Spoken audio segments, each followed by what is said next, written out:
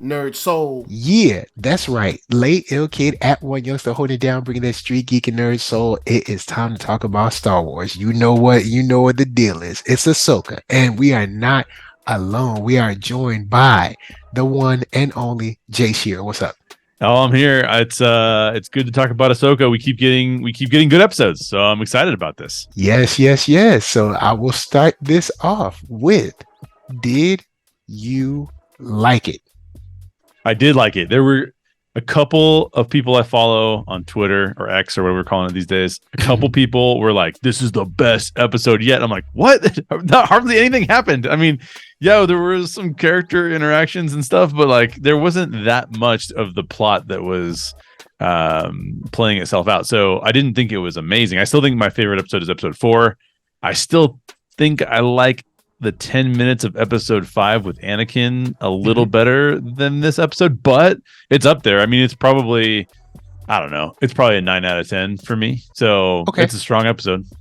Yeah, this for me, I will go in and say this is a streak. We finally have a streak. Yes. You know, it's a good episode, and I will agree. It's weird because it's almost like nothing happened, but a lot happened. I know. Because they did a lot of showing and not telling. Yes. We show up on this planet. We get to see that, oh, hold up. This is the Dathomirian homeworld. We thought Dathomir was the, whoa, hold up. So there's a lot that we get shown and instead of told. And there's a lot of, instances between characters. And of course we'll get into it, but it's weird. Plot wise, we don't really get anything we didn't know. Right. But then at the same time, we learned a lot just by seeing people around one another. Yes. And I think that is, that is something that I think a lot of people responded to. Now, I'm going to start this off in maybe a serious yet comical way, but I'm going to say when it comes to feeling bad for someone and literally looking at a group of people and being like, what is up with y'all? The turtle people sold that dude out. All right. All right. So imagine this. The howler comes along, and I assume in the wild, the howlers eat these little turtle people, right? So he stood up, he found the turtle dude, right? And there were mad other turtles around, and they were like, we ain't helping. It was like, nah, you on your own. All right, nah. I'm gonna stay right here, nice and comfortable, nice and hidden, and you can deal with that on your own time. Yeah. So I thought that was kind of messed up. I was like, Dad, they sold their boy out. They was just like, look, man, hey, that's true. I mean, hey, George lived a good life, But I want to throw it to you. How do you feel about Huyang's story, and even like the history of Huyang telling the history of the galaxy, parts 1, 2, and 3, and then of course Ahsoka being part 1's the best, and him starting it with a long time ago in a galaxy far, far away. So just, I ain't gonna front, that was touching. It was some nice, some nice fan service. I thought it was nice, but I don't know how you were feeling on it. I feel like he needed to go on to describe something that happened in our galaxy, like you know what I mean, like something that happened on Earth that's like a long time ago in a galaxy far, far away. Like like Abraham Lincoln gave a speech. It's like, huh? What? Yeah, wait, what happened? I don't understand. No, like I thought that was cool. It was a cool little tribute.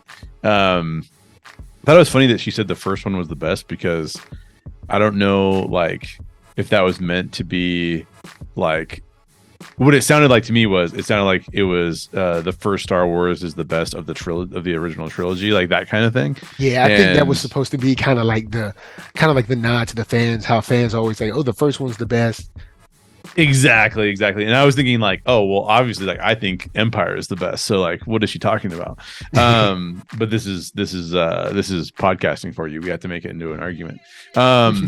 But like, yeah, I thought it was a fun moment. There were so many fan service things in this episode that I legitimately forgot about that moment until you just brought it up. Wow, yeah, like there's a lot. Like there's a lot. Even with Huyang being like, I'm riding in a whale in hyperspace. I've done it all. Like Exactly. Like even his, response to it is awesome. And this is another thing that they show.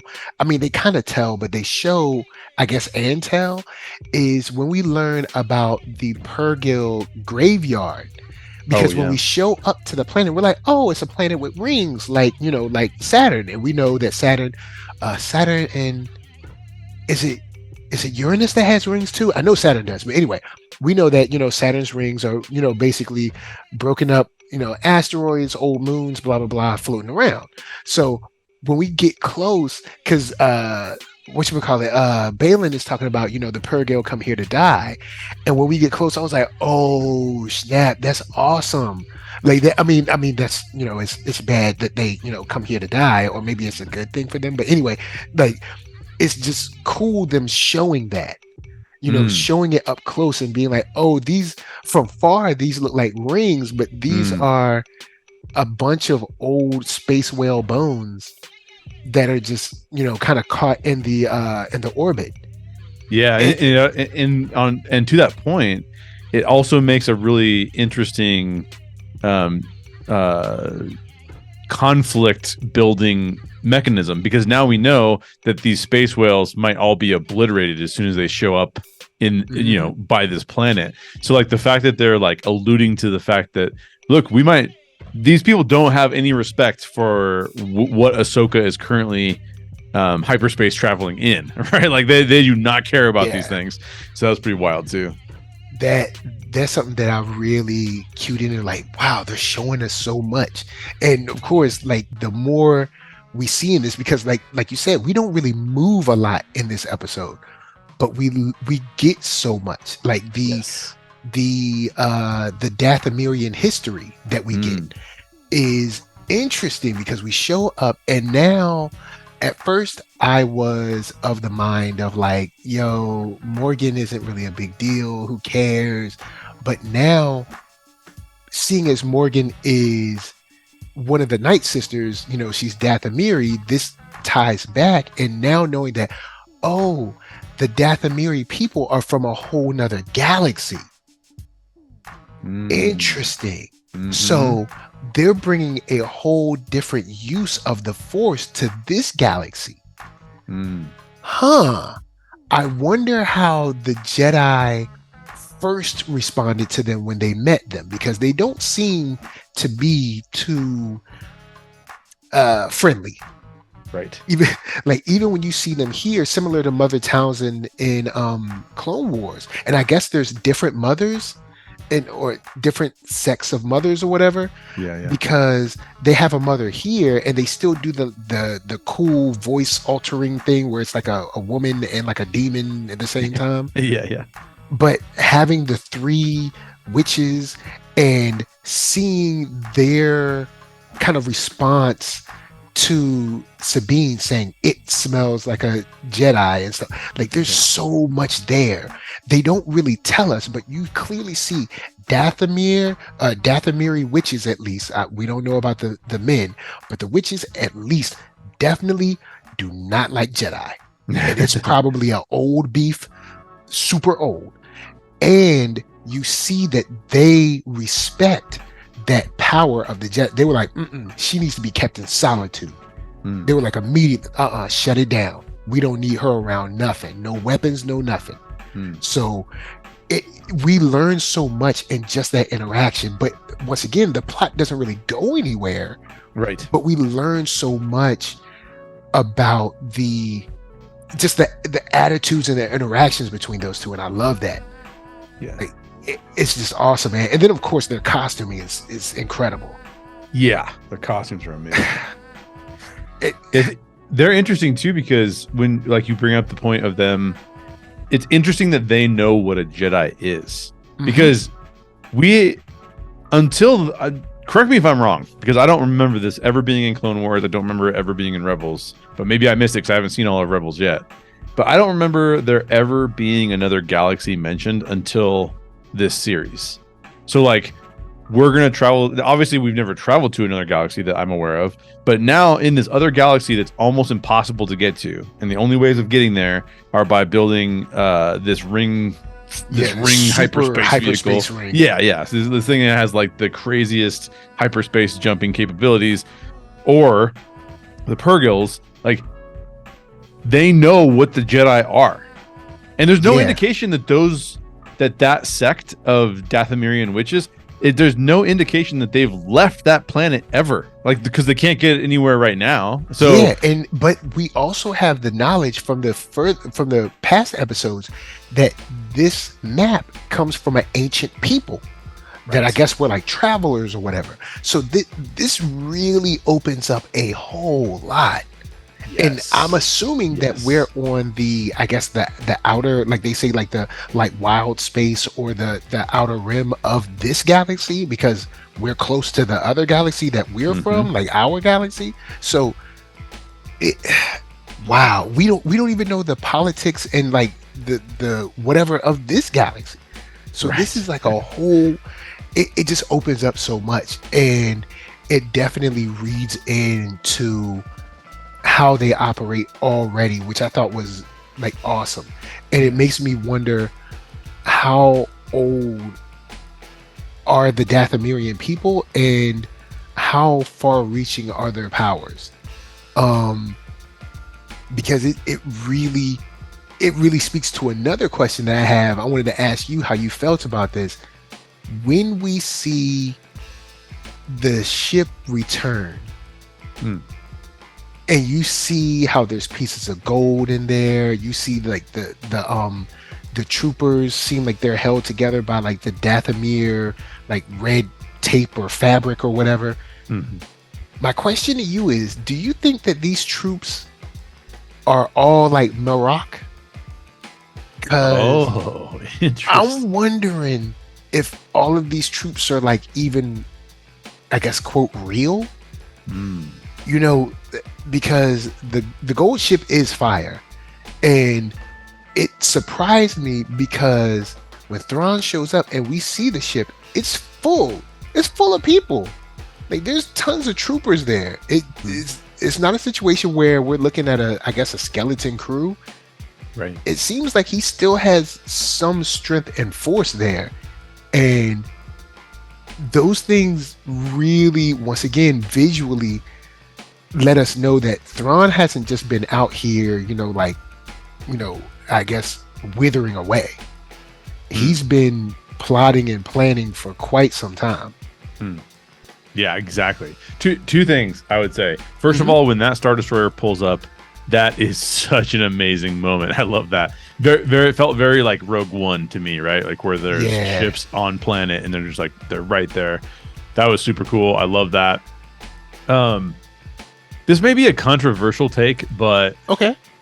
And this is so one of the hosts over on Orange Grove 55 channel, where we're also talking about Ahsoka, which we need to have you join us for that. One of the hosts, OG, he doesn't love that Filoni makes all of the armor so unique looking. Like they spray paint, like the Mandalorian spray paint stuff. They change the colors of it to different stuff. Sabine always does that kind of stuff with her armor, and that kind of makes sense. But and then we see this Star Destroyer full of troops. One thing that felt a little bit off to me. Like I think you're right on in that they are using the red and gold because that's Dathomirian, has some Dathomirian cultural elements to it. But one of the things that I find kind of interesting is that Thrawn has these guys and gals completely regimented. They have been on, like, how many years? Has this been like at least this is 5 years after the end of Rebels. There you go. So 5 years. For 5 years, he has these guys like, no. If we're gonna go over and we're gonna go over to the see the witches, you're all lining up in the on the deck, right? Like everybody on the flight deck, get ready because you line up. You're gonna be. He's got them all like very highly trained. They're like a military force. But then at the same time, like they're messing around. And I know Thrawn is a big fan of art, right? So I get that component of it. But I feel like they're so Enoch's helmet makes sense to me because it's like he has a privileged position and that helmet is it's artistic without being against the regulatory nature of Thrawn's regimented army, right? But then when you see all the red whatever if it's I don't know if it's going to be revealed as it's paint or if it's cloth. I couldn't tell. Did you think it was cloth or did you think it was paint or what did you think that was? The red stuff to me looked like it was cloth, but I might be wrong. Well, I'm going to have to watch it again because normally I watch these episodes twice anyways. I've only seen it once so far. But if that's the case, I feel like it would be like symmetrical and intentional. And I know that Thrawn loves art, but he also loves order. And so I'm not sure where to go with that in this particular scene. I wonder if this is supposed to signify that this is how Thrawn would run his empire.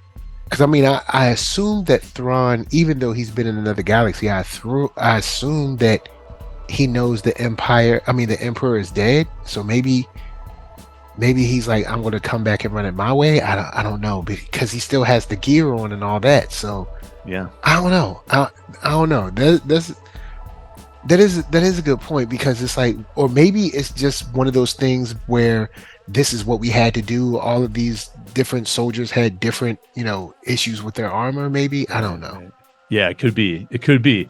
We'll have to see how that shakes out and what if they address it at all, because it doesn't strike me that Thrawn would be the kind of person who would let the armor get dirty and let guys kind of do whatever they want to when they replace their parts. Now, what I would imagine is you would walk onto that Star Destroyer and there'd be like rows of stormtroopers all lined up, and behind them are these giant art pieces. And then the dichotomy between the two, right? Like he loves art, but he also loves this order that exists. Then that dichotomy is like, well, that seems like Thrawn to me, because to me, Thrawn is like sort of, and they kind of hint at this in this particular episode as well, because he's kind of a what you would call an intellectual sociopath.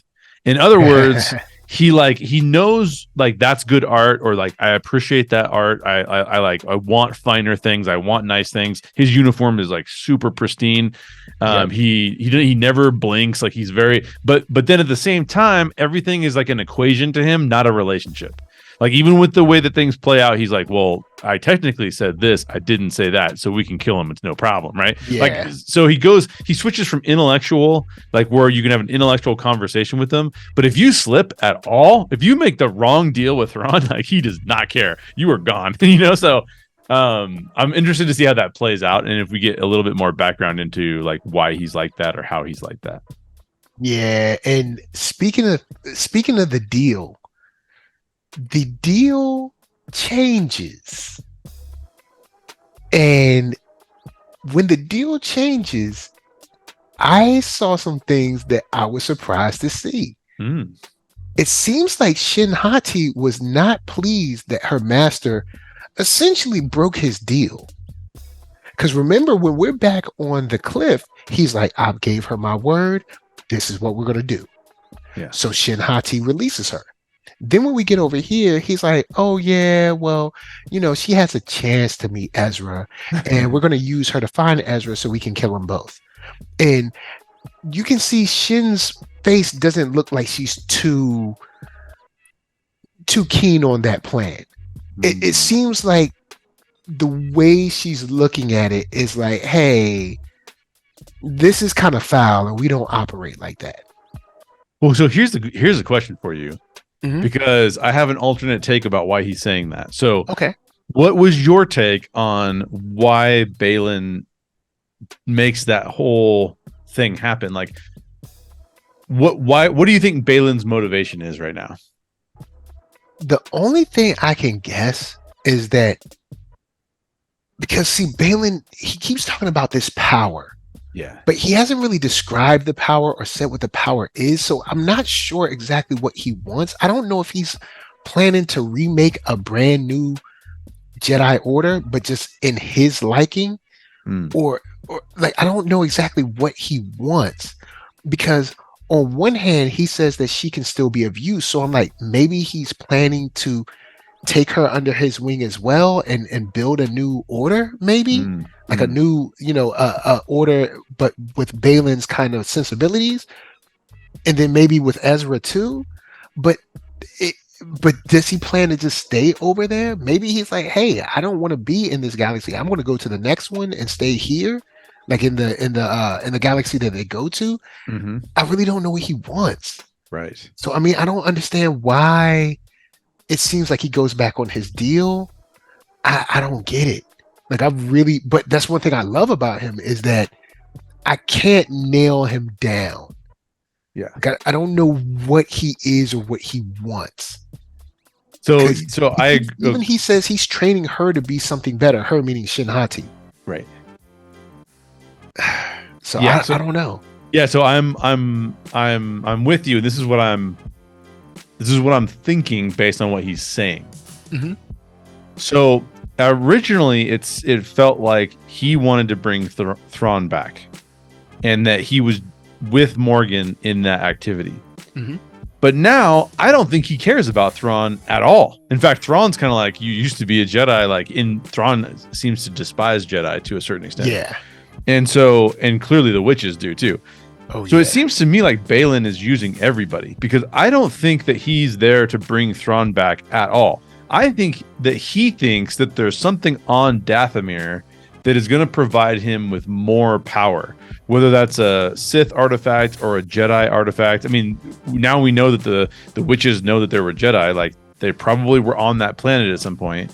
And I think what he's thinking, in my mind, he's saying to them, what other excuse could I have to go find Ezra and to search around where Ezra has been? Because I bet you Ezra has found the thing that I want, and he knows where it is. So I don't think that Balin plans to kill Ezra and Sabine necessarily. I think that he is using everybody to get to whatever this source of power is.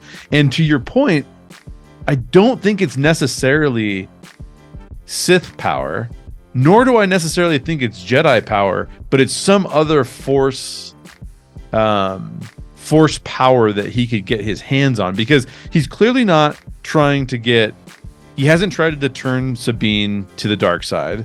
He hasn't tried to turn Shin to the dark side or the light side. He doesn't seem to like the Jedi and feels like the Order should have fallen.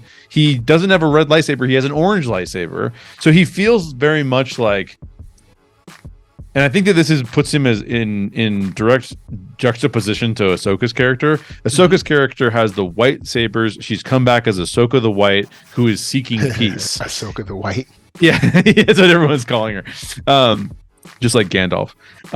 But in this case, I think Balin is the alternate version of her. Like Ahsoka is what you would call, what are the D&D things where you'd say like they're chaotic good? Like she's not chaotic, but she's like she's like the positive good or whatever. Yes, exactly. She's good or whatever. Yeah, like she hasn't joined a side, but she's good, right? Whereas Balin hasn't joined a side, but he's seeking power. And what do we just know about Ahsoka's character? She said, I don't want to be in battle anymore. I want to like live in a time of peace, is basically what she has come to. So I think she is the opposite of Balin. He's like, I don't want to go back to what was. I want to go back to what will be, but I'm going to win it via battle. And she's coming back saying like, no, I'm going to win the new thing, but I'm going to win it via peace. And that's the juxtaposition of those two people. And I think that Balin, once he finds whatever power he is looking for, I think that at that point in time, he will actually go back to Thrawn and even perhaps take command of the army, Thrawn's army, or his goal at least, is to take Thrawn's army and the Witches of Dathomir and be like, you're all working for me now because I have all the power.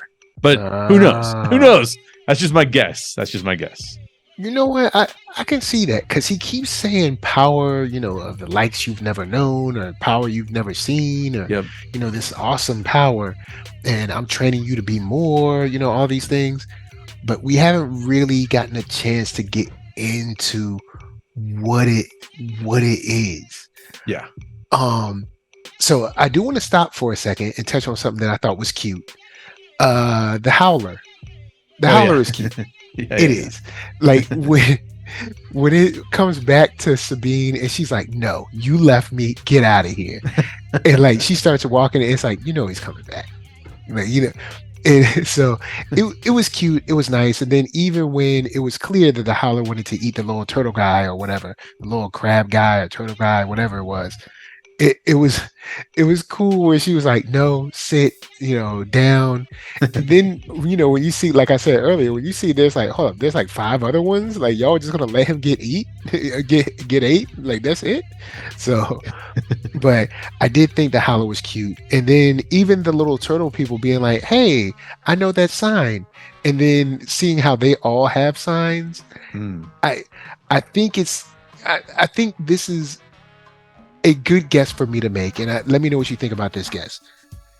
These people have been terrorized by the same bandits that attacked Sabine. Ezra comes in, protects them, and then the symbol that he wears becomes their symbol for protection or whatever. At least that makes sense.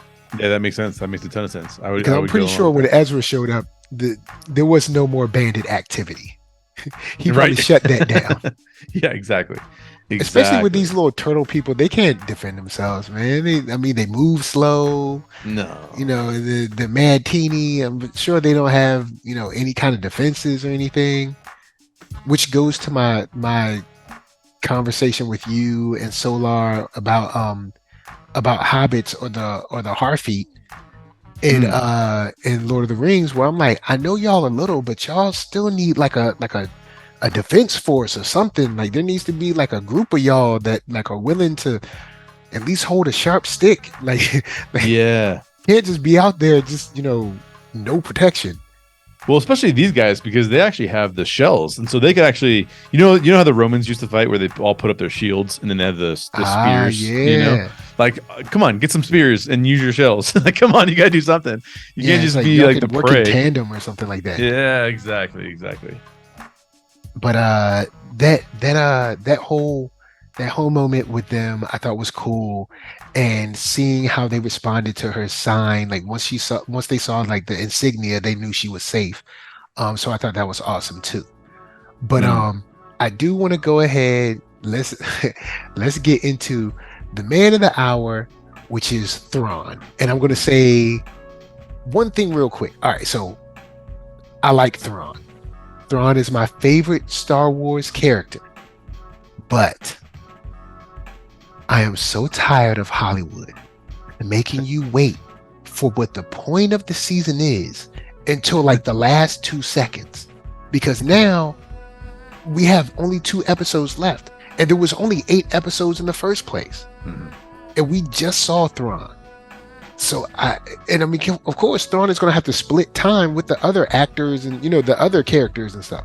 So I hate this. I hate when I don't know why, and I can't remember what it was. I think I told you about it. There was some Facebook post that said, the cool thing is back in the 90s, if there was a TV show called Skate Man or something like that, it would be a man skating every single episode. Every single episode, he'd be skating, he'd be on a skateboard or on rollerblades or something, every single episode.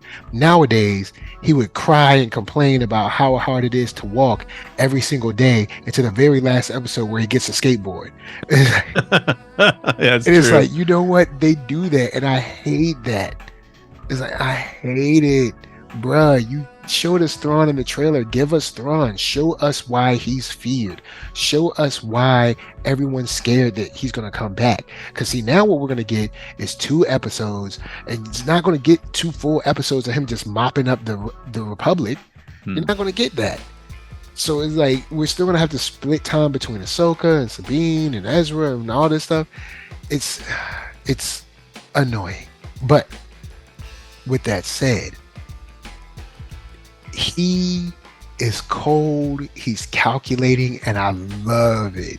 Like, he showed up, and I love how he showed all this respect to the Dathomirian witches. He was like, hey, look, we're here. Thank you so much for your hospitality, that kind of thing. He's like so proper and cold as well. Oh yeah. Like, even when the witches come back and say like the threat has changed, there's Ahsoka's coming, blah blah blah, or Jedi's coming, and he's like, who? And Morgan's like, oh, it must be Ahsoka. He's like, why was I not told about this? Why didn't you tell me? Like, he immediately goes down questioning. He's like, I need to know this, I need to know this and this, so just his attitude, like you said about the deal, like, oh yeah, well, I mean, we're gonna let her think she's gonna go see him, but basically she's just leading us to Ezra so we can kill them both. Exactly. And like, he's so matter of fact, so calm. He's not flying off the handle. I love him as a villain. Like, he's the type of villain where it's like, okay, he's really dangerous. Like, he's really dangerous because he pays attention.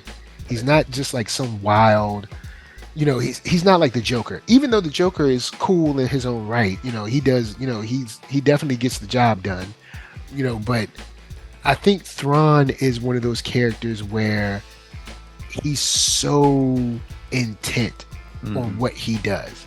Every decision he makes, it's very clear that there's a purpose there. There's no like wasted movements with him. Right. And that's something that I really love.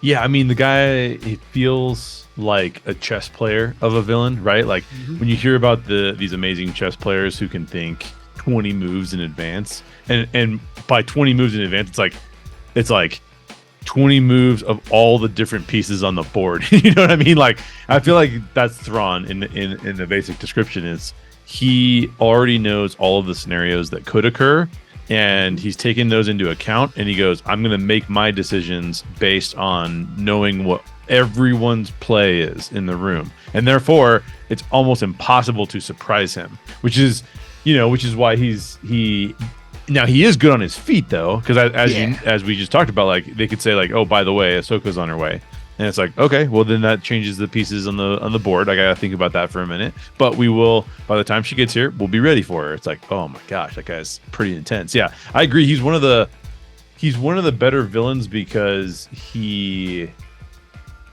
unlike Vader or even Palpatine's kind of like a mix between Vader and Thrawn in many ways, but he's not as strong as either of them. He's obviously the strongest in the Force, but he's like not the best lightsaber user. He's not the best fighter per se, but he also has some of the Thrawn characteristics of knowing what people are going to do.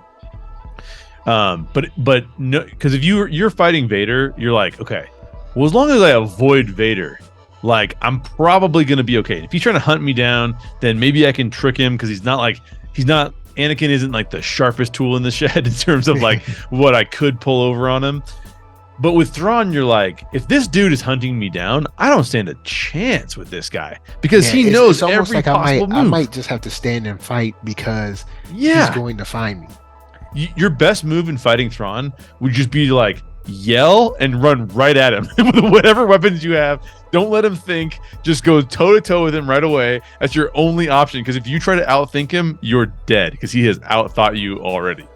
Yeah, it's going to be painfully obvious, like, once you're on the ground, like, oh man, I was not ready for this. Right, exactly. Oh man.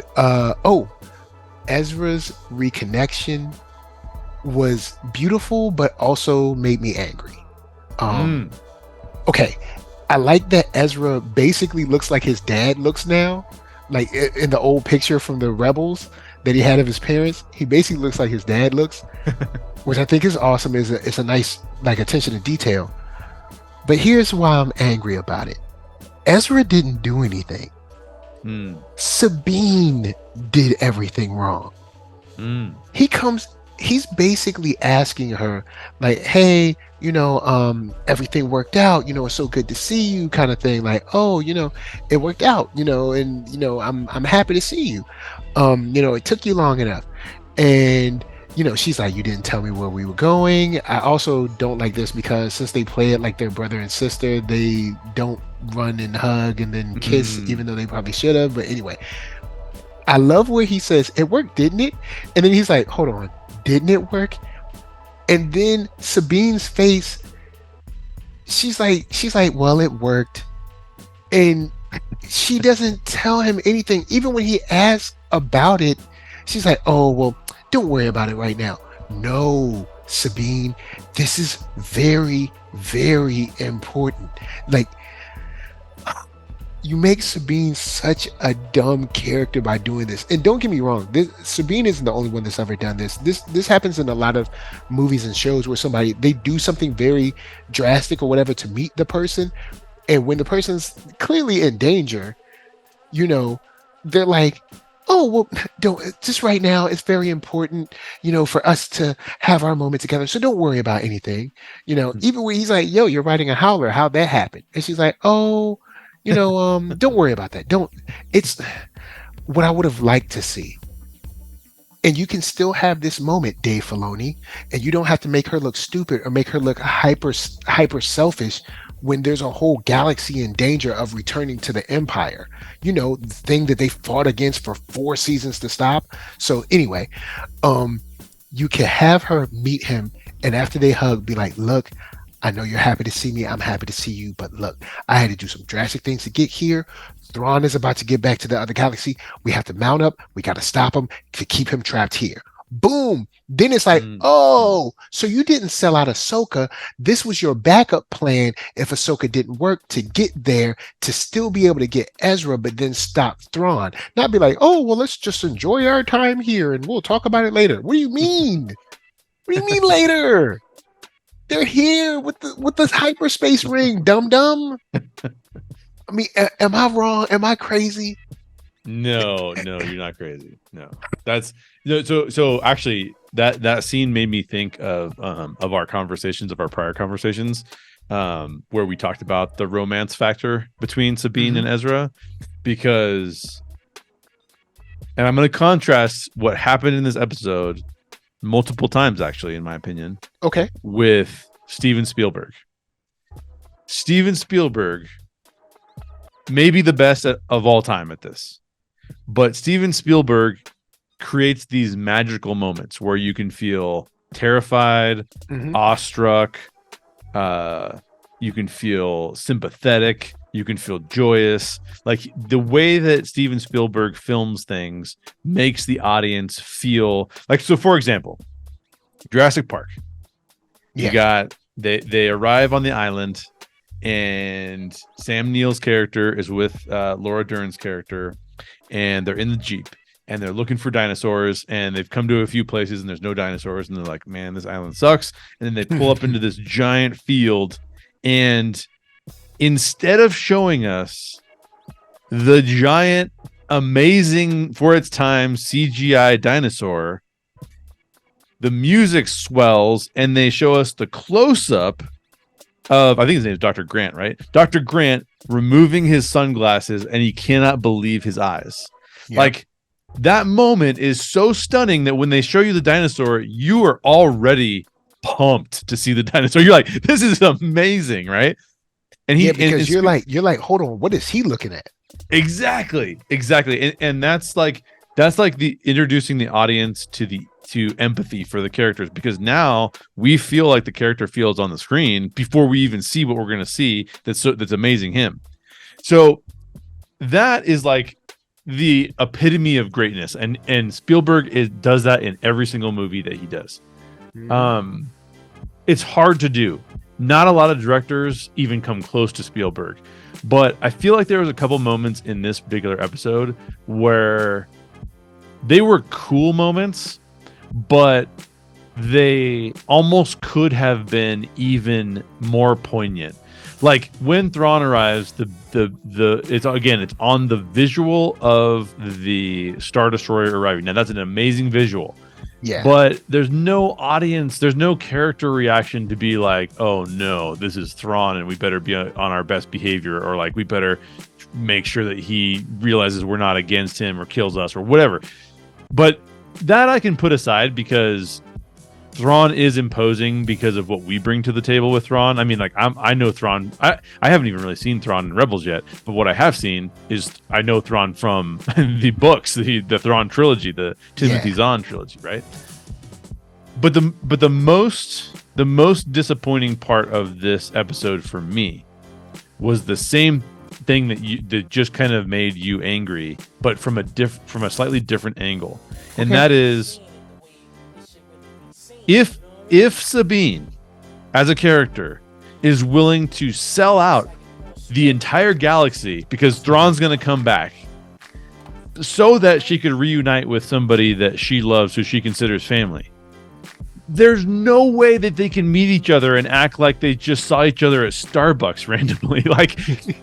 To your point, like, how are they not, even if it's friends and they're not lovers, how are they not running to each other to embrace each other? How are they not like, oh my gosh, I can't believe it, you're not dead and I'm seeing you again in person? This is like, so my mom passed away in 2012. If you showed my mom to me, right now, obviously I know she's dead. We didn't know Ezra was dead. That's slightly different. I get it. But if my mom walked into a room, I would not act like Sabine, right? Where I'm like, oh yeah, there she is. Like, that would be so crazy. I would want to like run to her. I would want to be like, oh my gosh, I can't believe this.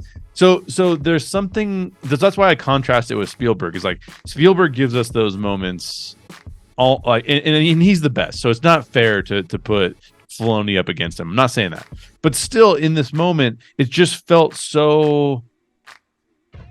It felt so like, oh, fake. Hey, how's it going? Yeah.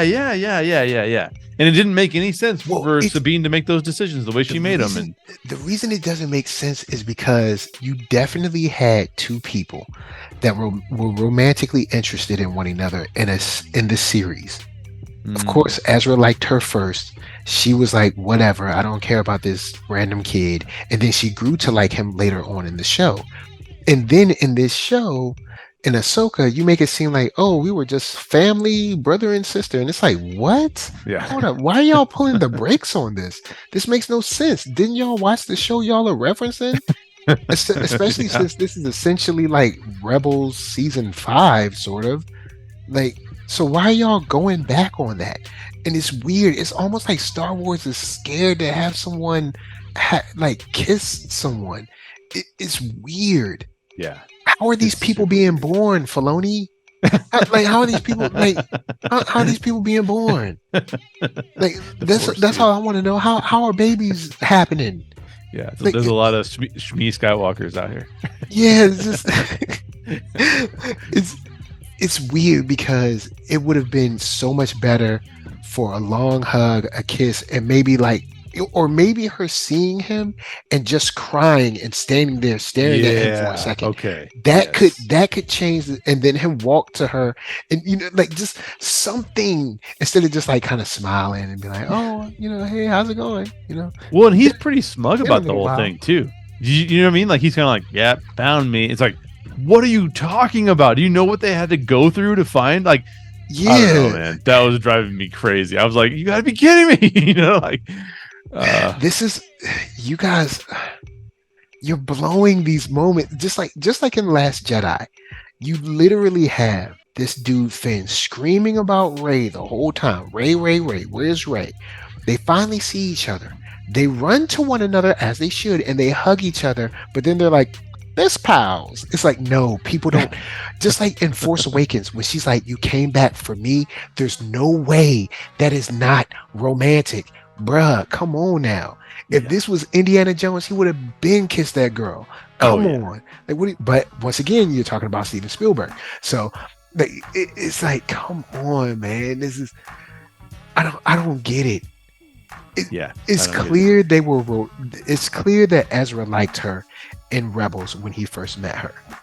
Then it is clear that she started liking him back maybe like in season 2 or 3. Then she was hurt, but she knew he had to go to save everybody in season 4. Then in Ahsoka, they're like a sister, like a brother. And it's like, what? Huh? That is not the vibe that any of us got.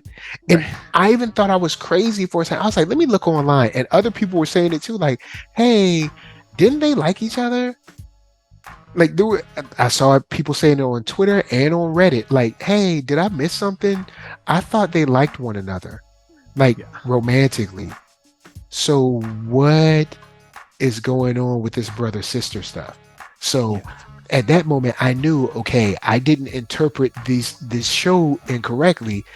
The creators are deciding that they're going to change up for, I don't know, whatever reason. Maybe they didn't screen test well together. I don't know. I have no idea.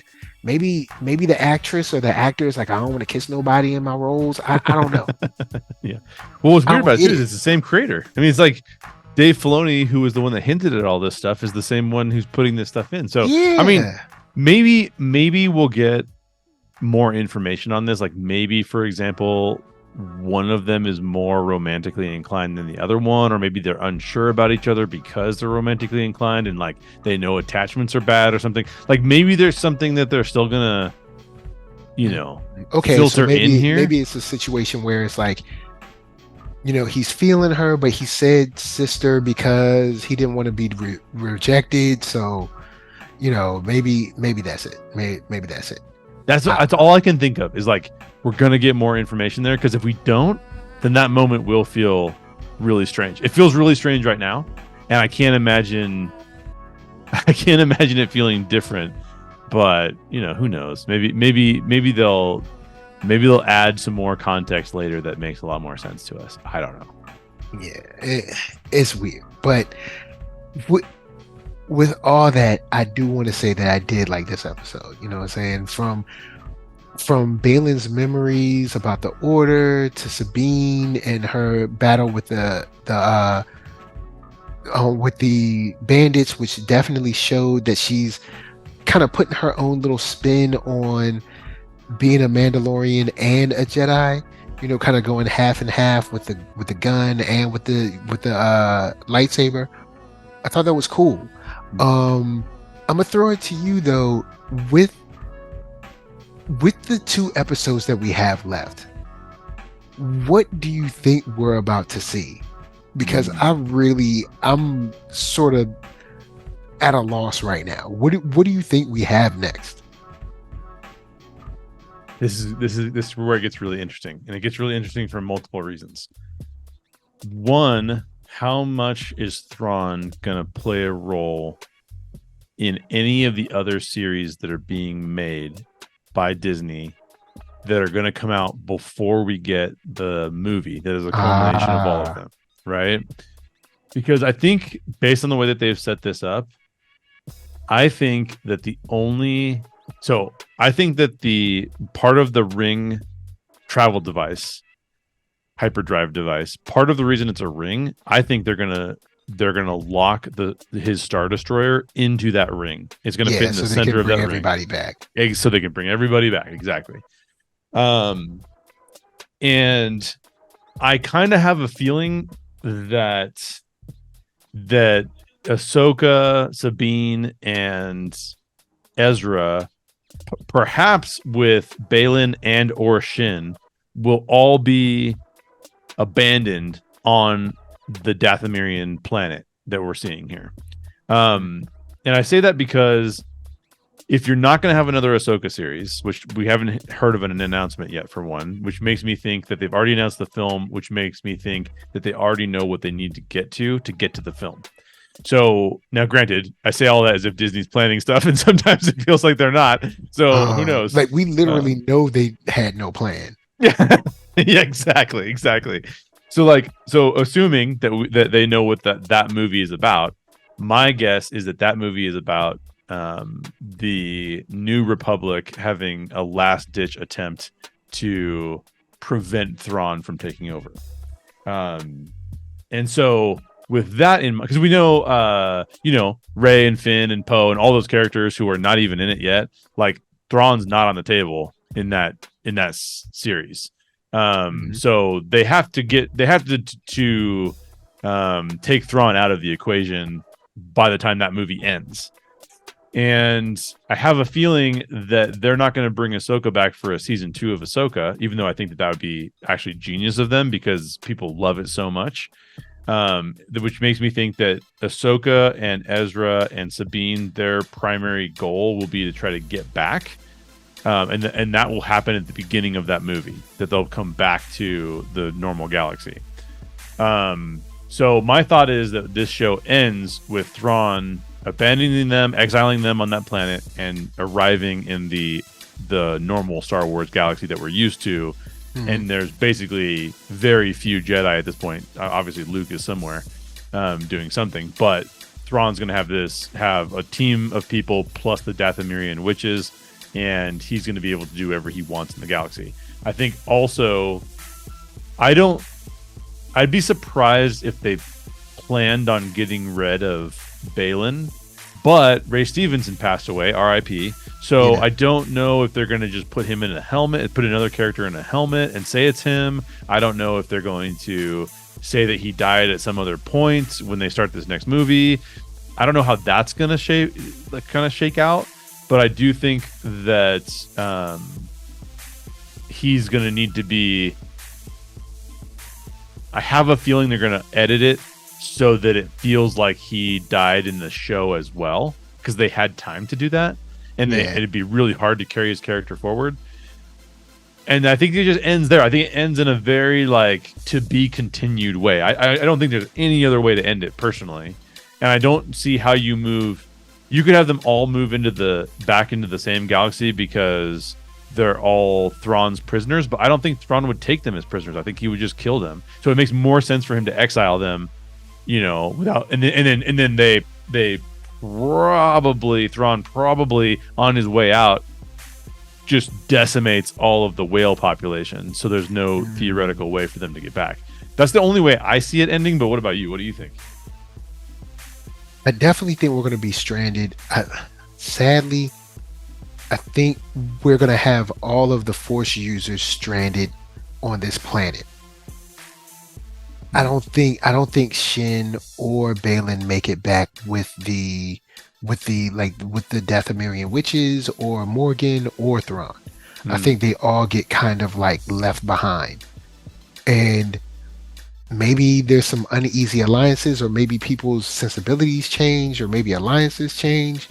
But I think them being left behind will, open up some eyes to different possibilities, I assume, or I hope, because in thinking of the movie, the only thing we really know about the movie is that it's going to wrap up the Mandalorian, Ahsoka, and Boba Fett in a theatrical movie. At least they say theatrical. So, that's basically all we know. We don't really know anything else, and they haven't given us anything else as far as a release date or anything. So I don't know. I mean, we don't know if the Acolyte is happening at all. Right. Because I don't. They never gave that a date, did they? So not that I know of. In Skeleton Crew, I haven't heard anything about that at all. Yeah. So the only thing I can guess is that this is just going to involve Mandalorian, Boba Fett, maybe in some way with Fennec Shand, and of course Ahsoka and Mando. Maybe the other Mandalorians along with him and Bo-Katan. But we don't really know if there's going to be another show at all, or when this movie will air. And of course, with the strike now, I assume that it'll be pushed back as well. Yeah. So I really have no idea at all. It would be nice to get some news, maybe at New York Comic-Con, maybe. I mean, that's the last big con of the year, so maybe. Yeah. And, I don't know. I mean, but I can't think of anything else. Yeah, that was supposed to be Acolyte's supposed to be 2024, but to your point, first of all, I don't think they announced the Mandalorian season 4, right? I don't think that's been announced at all. No, because I think the last thing is supposed to be this movie.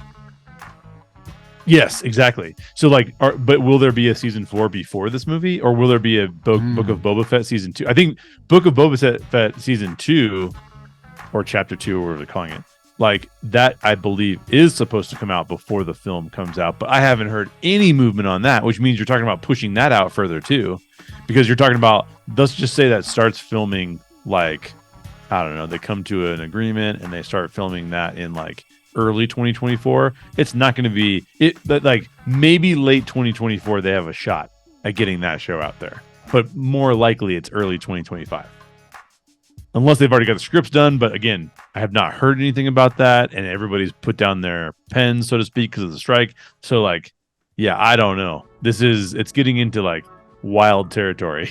Disney's gonna be in a weird place with this. Yeah, and with a team or a company that doesn't seem to really have a plan, who knows what we're going to hear or what information we're going to get. Yeah. So I guess with that said, I'll go in and throw it over to you for final thoughts, and where can they find you? So final thoughts are, you are 100% right. We are on a streak. These are 3 fantastic episodes of Ahsoka in a row. I feel like we've got 2 more episodes. I don't see those being I don't see like as bad as they're going to be, quote unquote, is the first 2 episodes. It's not going to get down into like episode 3 territory for these last 2 episodes. They're hitting all the right beats that they need to hit, in my opinion. So I think that because basically we're going to have a big moment next episode, because that's when Ahsoka is going to show up. So we know that's going to be cool. And then the last episode is going to be most likely what happens now that all these people are in the same location. And then that's going to be intense. So those 2 things are good story beats. I don't see any problems with those. So I think we're going to have 2 really good episodes. I'm the biggest things that I'm bummed out about are the Sabine Ezra relationship. I hope that they do something more with that in the next 2 episodes. I think that we get a solid indication of what Baylan is trying to do, and have a better idea of what is possible for that character moving forward, even though we don't have Ray Stevenson. I think that would be kind of cool to get. And then and again, that would be cool. I would like that. Every time Baylan talks about what he's trying to accomplish, I'm instantly glued to the television. I'm like, what is he trying to do? So that's good. Yeah. Those are good moments. And I love his clothes too, man. His costume is so awesome. Yeah, it's great. His beard is amazing. Like, it's like perfect. It's like a perfect place for a sponsored ad. Exactly. Is your beard struggling? Yeah, exactly. Do you need extra Bacta? Yeah, so I think all those things I think are good. I mean, I think it's going to set it up for a good end of the season. I'm happy with that. I have no clue what's going to happen next, like we were just saying. But look, I'll take everything as it comes. And I think the bummer for me right now is that due to the strike and due to the fact that Disney and Marvel and everybody over at Lucasfilm and Marvel is releasing shows pretty slowly, I think I'm going to move my Disney Plus. I'm probably going to cancel my Disney Plus subscription after Loki's over, or I just put it on pause, because there's nothing new's coming out and I don't need to access the old stuff per se.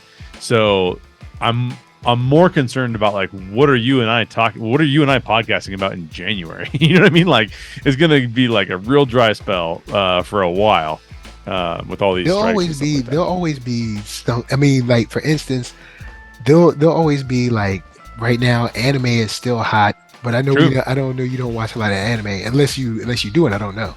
Well, no, I don't, but I want to watch One Piece. I'll tell you that. Yes, I've already started watching it because I'll be covering it on Saturday, and yeah, I like it. Cool. So, but yeah, so Netflix is like, look, we got tons of stuff because there's stuff that we bought like years ago that we haven't released yet. So yeah, like true. Netflix, it's weird because Netflix seems like it's unaffected by the strike at all, but it's because they spend so much money on content that it's like, you're watching a show now that they purchased like 2 years ago. So Yeah. they're gonna ride this out for a minute, and then of course they have access to markets that aren't on strike. Like they have all of the K dramas and stuff like that. Yep. So they're like what is it the show? I think it's they call it a Korean drama, but it's the K drama show. Hold on, what is it? Squid Game? Not Squid Game. What was it? It was like these two kids. It was kind of like Double Dragon, but live action. Oh, no way. It was I didn't really see that cool. one. Bloodhounds. That's what it was. It was called Bloodhounds on Netflix. It was a Korean. Well, they call it a K drama, but it's like way more action than I would consider in a drama. But yeah, it's really cool. And it's these two guys that end up getting crossed up with some gangsters and mafia types, and the show is awesome. And of course it's just a bunch of you walking the streets and beating people up, but like that stuff, they have tons of that stuff on the site. So it's weird with the way they have content. It's almost like Netflix is like, so we're fine. Yeah, because it's like, hold up, Netflix is still dropping stuff. But yeah, so I don't know. As far as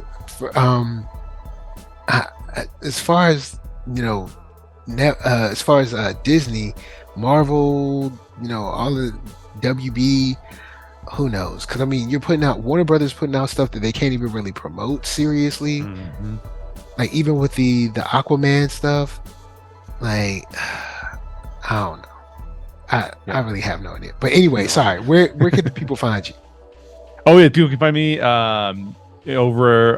We're still doing the StoryGeek show, but it is no longer part of the StoryGeek YouTube channel. It's now under the Orange Grove 55 YouTube channel. So I did the show over there. You can go check it out. We had a really fun discussion, kind of like a part 2 to the discussion you and I had about the last episode of Ahsoka. So that was really fun. And then I get to talk with you about it first, and then I get to be like, think about it for a few days, and then we do another show because they don't, the Orange Grove 55 guys don't watch it. I have to watch it like you and I have to watch it immediately because all of our friends will start asking us about it and we'll get spoiled. Yeah. So like, hey, what did you think about this part? It's like, oh, I didn't watch it yet. Exactly. So we do our shows a little later, probably do it this weekend.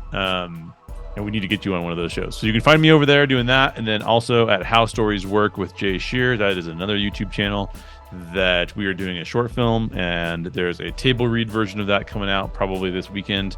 And then we're filming the short later this year in November out in California. So that'll be really cool. And so those are the two places, Orange Grove 55 and How Stories Work with Jay Sherer. And of course, you can always find me on Twitter, or X now too. Yes, where he's able to give you all a piece of his mind. That's right. Yeah, a little tiny piece of my mind before I go crazy. So, final thoughts, man. Would you please pay these people their money so we can get this show back on the road? Yes. But as far as the Mandalorian movie, I would like a better roadmap of what it's going to be, or what it's going to. I guess it's just Mandalorian, Boba Fett, and Ahsoka, but I like this episode. I like the last 3. I feel like episode 2 and 3 are kind of like the medicine that you have to take before you can like enjoy episode 4, 5, and 6. Yeah. But if they stick these last 2 episodes, I'll be good on this show. Of course, the costuming, everything looks great. I'm just ready for my characters to do real things, like meaning things that make sense that normal people would do. And you can do that and still have problems. Like you don't have to make your character stupid or forgetful to make the plot move. But of course, NERDSoul, Facebook, Instagram, Twitter, TikTok, podcast, all that jazz. And until the next time that you are trapped between 3 magical balls with red wires, or until the next time that bandits roll up on you when you're just riding a howler, this is from us to you saying peace.